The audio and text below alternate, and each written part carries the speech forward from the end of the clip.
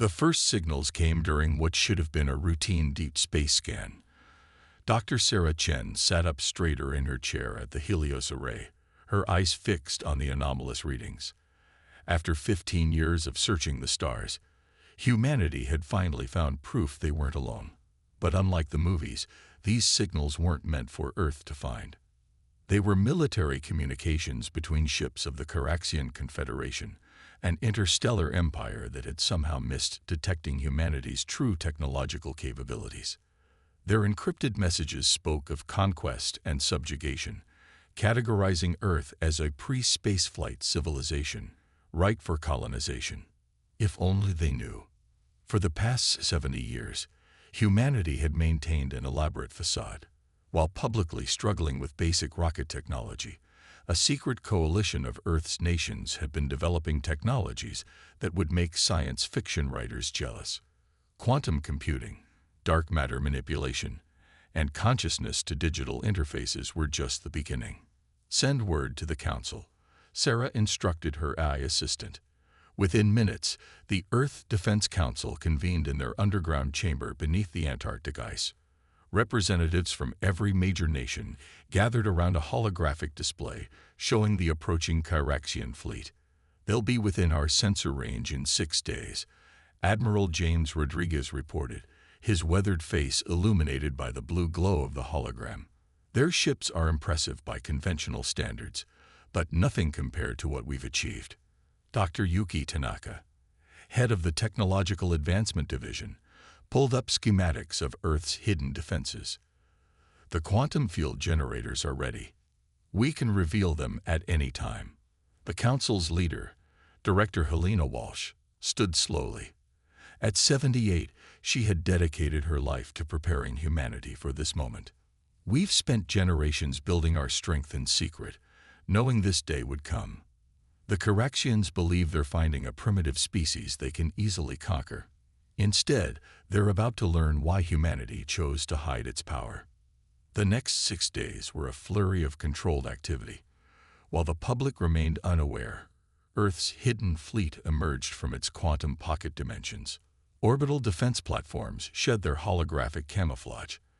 And most importantly, the consciousness network that linked every human defender came online. When the Caraxian fleet dropped out of faster-than-light travel near Jupiter, their sensors detected nothing unusual. Their supreme commander, Vorkath, transmitted the standard surrender demand to Earth, expecting the primitive humans to cower in fear at their first sight of alien vessels. Instead, they received a response that would change the galaxy forever. "This is Director Helena Walsh of Earth." The transmission began. "We've been watching your civilization for decades.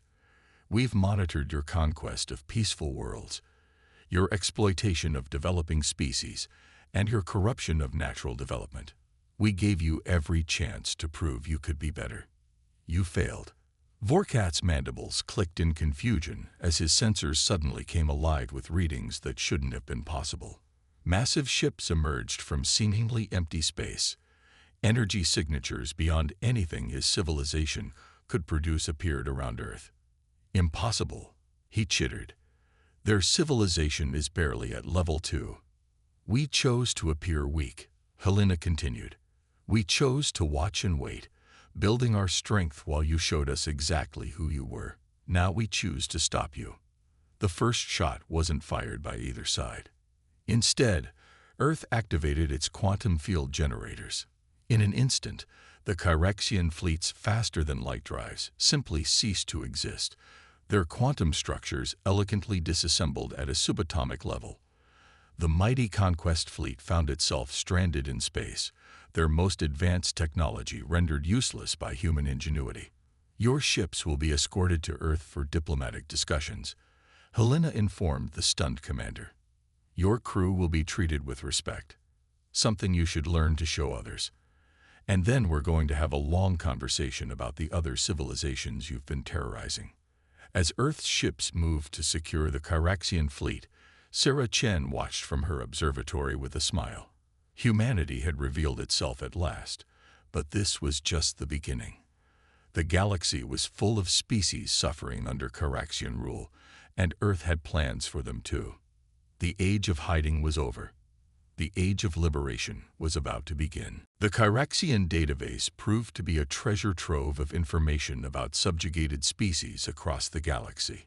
Captain Maya Patel stood on the bridge of the Earth vessel Prometheus, studying the holographic map showing dozens of worlds marked in red, each representing a civilization under Kyrexian control. "The Luminary system should be our first target," she said, zooming in on a binary star system. According to the files, the native species there, the Aetheri, have been resisting Kyrexian rule for centuries. They were once masters of solar energy manipulation before the Confederation stripped their technology. Her first officer, Commander David Chen, nodded in agreement. Their technological aptitude could make them valuable allies, assuming they're willing to trust another spacefaring race. The Prometheus led a fleet of 5 Earth vessels, each carrying something the Kyrexians had never imagined possible: quantum consciousness pods that allowed human operators to merge their minds with their ship's systems. The technology gave them reflexes and response times that made their vessels seem to move like living creatures. As they dropped out of quantum space near the Luminary system, they found exactly what the database had described: a once beautiful world of crystalline cities now dulled by Kyrexian occupation. Massive energy harvesting facilities drained the binary star's power, while the native Aetheri worked as slaves. "Kyrexian defense fleet detecting us," reported Lieutenant Sarah Wong from Tactical. "They're scrambling fighters. Quite a lot of them, actually. Looks like they're taking us seriously after word of Earth spread." Maya allowed herself a small smile. "Deploy the quantum interference field. Let's show them why that won't help." The human fleet's advanced technology didn't just neutralize Kyrexian weapons, it turned them into liabilities. Every energy blast fired at the Earth ships was caught in quantum fields and redirected back to disable the firing vessel's systems. Within 20 minutes, the entire Kyrexian defense fleet hung powerless in space. But Maya had no intention of stopping there. Broadcast on all frequencies, including the Aetheri's old encrypted channels that the Kyrexians never cracked. She stepped forward, her voice clear and strong. "People of Luminary, I am Captain Maya Patel of Earth. We've come to offer you something the Kyrexians never did: a choice. We can disable the control systems they've placed on your world. We can help you rebuild. All we ask is that you consider joining us in helping others achieve the same freedom." For a long moment, there was silence. Then a response came on the ancient Aetheri frequency, a language Earth's quantum AI translated instantly. "We remember Earth," a voice said slowly. "When the Kyrexians first came, our long-range sensors detected your world. We tried to warn you, but couldn't reach you in time. We thought you had fallen like us." "We received your warning," Maya replied. "It gave us time to prepare, to hide our true capabilities while we grew stronger. Now we're here to repay that debt." The Prometheus's sensors detected movement on the planet's surface. The Aetheri were rising up, their crystalline bodies glowing with internal light as they approached the disabled Kyrexian control centers. Earth's quantum technology had already infected and shut down the Confederation's security systems. "Your ships," the Aetheri voice said with something like awe. "They move like they're alive. How is this possible?" Commander Chen stepped forward. "We learned to merge consciousness with machine, to make our vessels extensions of ourselves. It's technology we're willing to share, along with everything else we've developed." The liberation of Luminary took less than a day. The Kyrexian occupiers, faced with both Earth's advanced technology and an uprising of the people they'd oppressed, surrendered quickly. But it was what came after that truly showed humanity's different approach to galactic politics. Maya and her crew didn't simply leave after defeating the Kyrexians. They stayed, helping the Aetheri restore their ancient solar manipulation technology. Earth scientists worked alongside Aetheri engineers, combining their knowledge to create hybrid technologies neither species could have developed alone. "Your people are different," the Aetheri leader, a being of living crystal named Zar N, told Maya as they watched the first restored solar collector come online. The Corrections sought to rule through force. You seek to lift others up beside you.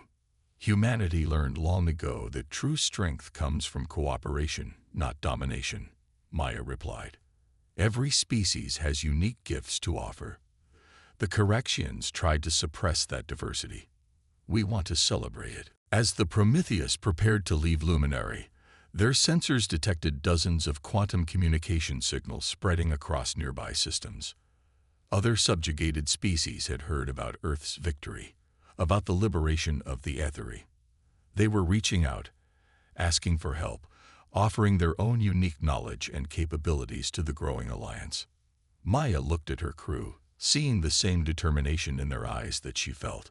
This was just the beginning. One by one, they would free every world under Caraxian control. But they wouldn't create an Earth-dominated empire to replace the Confederation. They would build something new, a true coalition of equals, each contributing their strengths to protect and uplift all. Dr. Elena Santos moved silently through the quantum-cloaked corridors of the Caraxian Central Archive.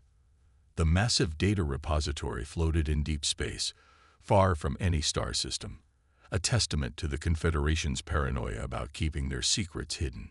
But they hadn't counted on humanity's ability to phase matter through quantum states, making their most secure walls as permeable as fog. Her quantum consciousness interface allowed her to process the archive's data streams directly into her enhanced mind. What she found made her blood run cold. "Control, are you seeing this?" she subvocalized through the quantum link. Back on the stealth vessel Shadow Whisper, Intelligence Director Marcus Wong watched the data flow across his screens. "Confirming receipt, Elena. And yes, this is far worse than we suspected.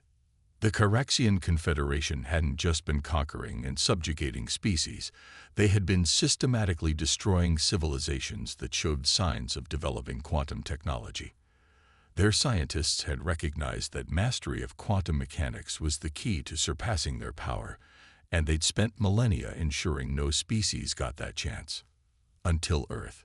Their own records show they missed us because of our deception," Elena noted as she downloaded more files. "They were so convinced by our apparent primitive state that they never deployed their quantum detection arrays near our system. We're the first civilization in 10,000 years to develop quantum technology without their interference." But the deeper she dug, the darker the truth became. The Confederation was controlled by a secret council of Caraxian purists who believed their species had been chosen by the universe itself to rule. They maintained their power through a complex web of lies, convincing even their own people that their dominion was benevolent guidance rather than tyrannical control. A sudden shift in the archive's energy signature made Elena freeze. "Marcus, we have movement. Multiple ships dropping out of FTL nearby." "Confirmed. Reading 6 Caraxian cruisers. But something's different about these. They're not broadcasting standard Confederation IDs." The answer came in a transmission that caught both humans by surprise. "Earth vessel, this is Commander Vextal of the Free Caraxian Movement. We know you're there. We've been tracking your quantum signatures, but we're not here to stop you. We need to talk." Elena and Marcus shared a moment of silent communication through their quantum link. This wasn't part of the mission plan, but it could be an even more valuable opportunity. "Proceed with contact," came the authorization from Earth Command, "but stay in quantum phase." The Free Caraxian ships held position as Elena made her way back to the Shadow Whisper. Once aboard, they established a secure quantum channel with Commander Vextal's vessel. The Caraxian who appeared on their screen looked different from others they'd encountered. His traditional military implants had been removed, and his eyes showed an emotion humans had never seen in his species: hope. "What you're discovering in the archive," Vextal said without preamble, "is something many of us have suspected for centuries. The purists don't just control other species, they control us through lies and manufactured conflicts. But we could never prove it until now." Marcus leaned forward. "You're saying there's an active resistance within the Confederation itself?" growing larger every day since Earth revealed its power. Your liberation of the Aethery showed us another way is possible. And now, Vextal's mandibles clicked with barely contained excitement.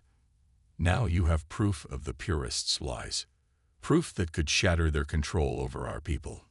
Delina quickly compiled a summary of what she'd discovered.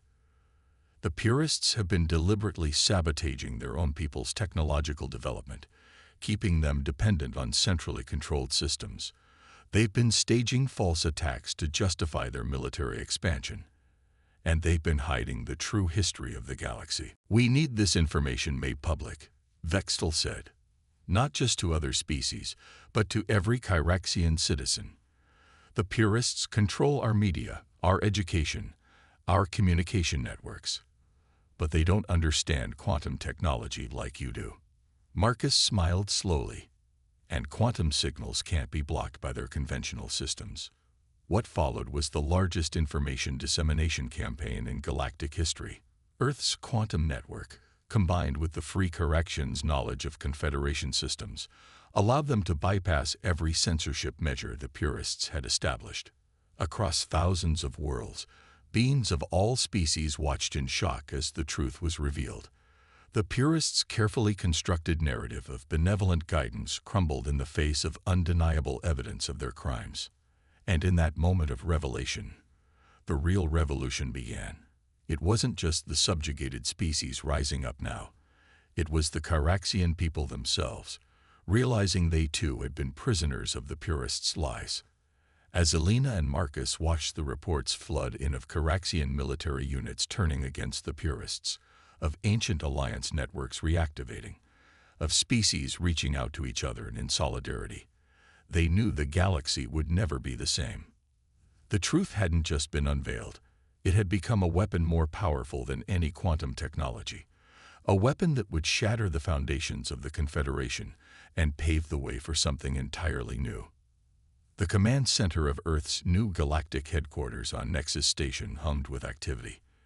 Admiral Rachel Santos watched as representatives from 20 different species worked together, their various forms of consciousness, organic, crystalline, quantum, and even plasma-based, all linked through humanity's interface technology.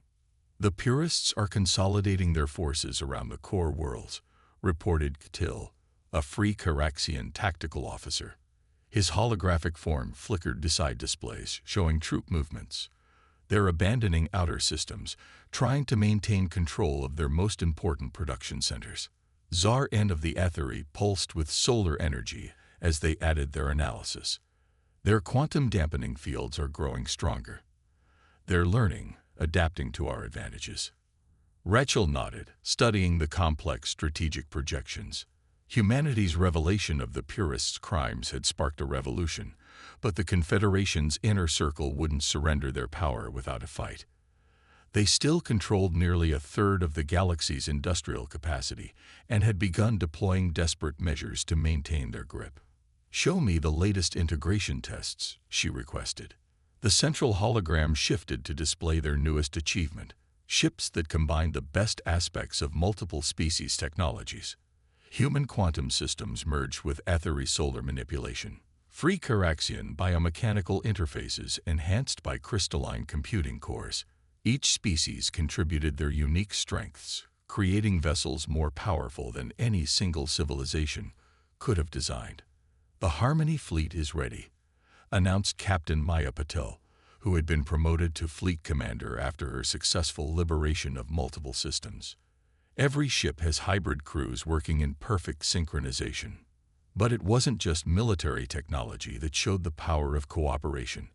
On dozens of freed worlds, species that had been kept separate by Confederation doctrine were working together, combining their knowledge in ways the purists had feared for millennia.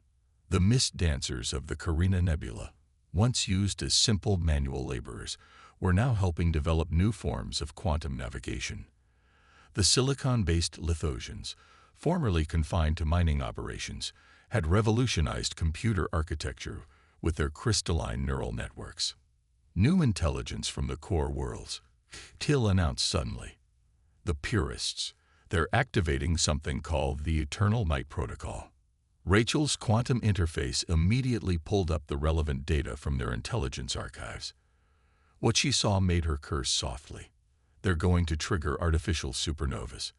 They'll destroy their own core systems rather than lose control. They're insane, Maya breathed. Billions would die, including their own people. No, Rachel's voice was firm. We didn't come this far to watch them commit mass suicide and murder. Czar N, can your people's solar manipulation technology be adapted to stabilize stars? The crystalline being's facets sparkled. With human quantum field generators to contain the reaction, yes, but we'd need to get close, inside the blast radius of their devices. The mist dancers could navigate through the stellar interference, offered Vextal, who had become one of the revolution's key leaders. And our ships know the core world defenses.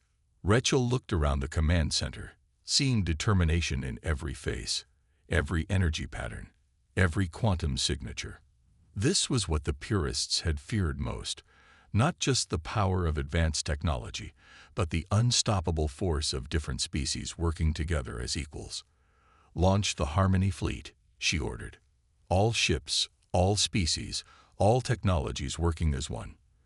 The purists thought diversity was a weakness to be controlled. We're going to show them it's the greatest strength in the universe. The next hours were a blur of coordinated action across dozens of star systems. Human quantum fields protected ethery solar engineers as they worked to stabilize threatening stars. Mist dancers guided ships through solar storms that would have destroyed conventional vessels. Free Correction forces engaged their former masters, their intimate knowledge of Confederation tactics proving invaluable. And through it all, the Quantum Consciousness Network let them operate as a single unified force while maintaining their unique perspectives and abilities. It wasn't about erasing differences, it was about harmonizing them into something greater than the sum of its parts. When the purists' superweapon network was finally neutralized, when the last of their desperate attacks had been thwarted, the cost was far less than anyone had dared hope. The cooperation between species had achieved what none of them could have done alone. As the dust settled, as freed worlds celebrated and former enemies began working together to rebuild, Rachel received a message from Earth that made her smile. The Quantum Consciousness Network had detected something remarkable. Spontaneous links forming between species, connections that went beyond technology. The very nature of consciousness in the galaxy was evolving as beings learned to understand and appreciate their differences rather than fear them. The revolution hadn't just changed political structures. It had begun to change the fundamental way species interacted with each other. And that, Rachel knew, was a victory the purists could never undo. On the newly constructed Unity station, orbiting a neutral star at the galaxy's heart, Director Helena Walsh stood before representatives of over 200 species. At 92, she had lived to see humanity's greatest achievement, not just revealing their strength, but using it to forge a new kind of galactic society. The chamber's quantum field allowed every being present to perceive and communicate with all others, regardless of their natural form. Plasma beings pulsed beside crystalline entities. Energy consciousnesses intermingled with organic minds. Former Correction purists sat among those they had once oppressed, their military implants replaced with interfaces that connected them to the greater community. A year ago, Helena began, her voice carrying through both traditional sound and quantum consciousness. We revealed ourselves to a galaxy dominated by fear and control. Today we gather to ensure such dominance can never rise again. Behind her, a holographic display showed the transformations already sweeping across known space. The former Confederation territories had been replaced by something unprecedented. A network of autonomous worlds and species, each governing themselves while contributing to a greater whole. The Harmony Accords before you today, she continued, are not about creating another central authority. They are about establishing frameworks for cooperation, for sharing knowledge, for protecting the rights of all sentient beings to develop in their own way. The document itself was a marvel of multi-species collaboration. Human quantum technology had merged with ethery solar engineering to create sustainable energy networks. Free Charaxian biological interfaces combined with Lithosian crystal computing had revolutionized space travel. The Mist Dancer's natural navigation abilities had been enhanced by quantum consciousness linking, opening new paths through space-time. But the greatest changes weren't technological. The quantum consciousness network that had started as a human military advantage had evolved into something far more profound, a way for different species to truly understand each other's perspectives while maintaining their unique identities. "We've learned that true strength lies not in domination, but in harmony," said Czar N. Their crystalline form refracting light in patterns that conveyed deep emotion. Each species brings unique gifts. Together, we are greater than we could ever be alone. Commander Vextal, now leader of the transformed Charaxian worlds, rose to speak. "My people's greatest mistake was believing that difference was a threat. We sought to control what we should have celebrated. Thanks to humanity's example, we now understand that diversity is the universe's greatest resource." The signing of the Accords took place across multiple dimensions of reality simultaneously. Physical signatures merged with quantum patterns, crystalline resonances, plasma pulses, and consciousness imprints. It was a testament to how far they had come, no longer needing to reduce everything to a single standard, but finding ways to incorporate all forms of expression.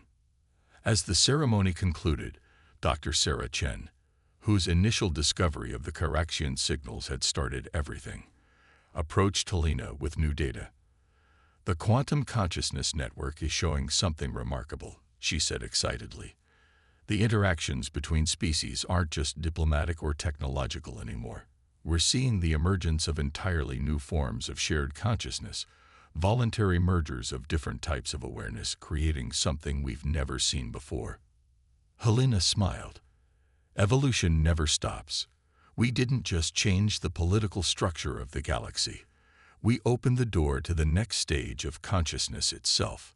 The celebration that followed was unlike anything the galaxy had seen before. On thousands of worlds, beings of all forms and origins celebrated not the dominance of any one species or system, but the beginning of true cooperation.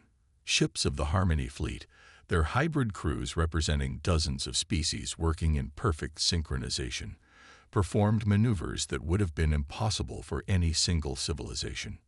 But perhaps the most powerful moment came when the quantum network detected something extraordinary in deep space, signals from other galaxies.